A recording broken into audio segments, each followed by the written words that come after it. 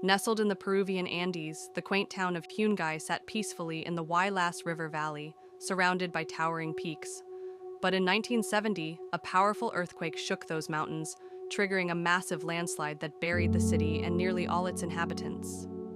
These stories are from eyewitness accounts of that fateful day.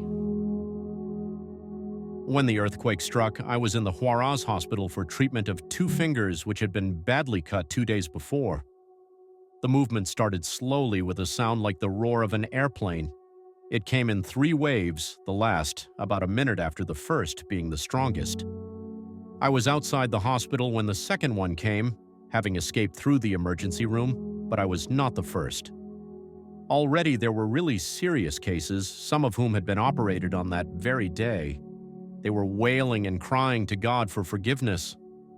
Right ahead of me, the ground gaped open a foot wide and closed again. Within seconds, a cloak of choking dust enveloped us and kept us from seeing anything. I rushed out into the street to see if anyone was alive out there. The hospital was built of reinforced concrete and so only lost roof tiles, but the whole rest of the city was squashed flat. I rushed up to my house, which I was convinced would have withstood the quake because I had finished building it only a month before. A crowd of people were hurrying towards the hospital, carrying the injured and corpses. I recognized only my grandmother, who was running back, fearful she would find me dead. My wife, who had left the hospital with my grandmother after visiting me moments before the earthquake, had run home carrying our 6-month-old baby to see whether our daughter of 3 was alive. Luckily, she had gone out with her grandfather to gather corn.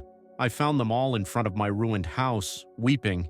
I immediately rushed to look for a neighbor family I knew and found the mother covered with dust. She had been trying to escape with her 2 small sons under her arms when the door collapsed. She had to be released by neighbors. Then I went to my grandmother's and my aunt's houses.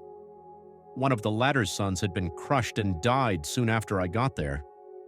All night the people were outdoors, without food, without shelter. The hospital was a cemetery because it was impossible to care for all the injured. Many died for lack of attention who otherwise would not have. The ground continued to shake all night. For 4 days we were out of touch with the world.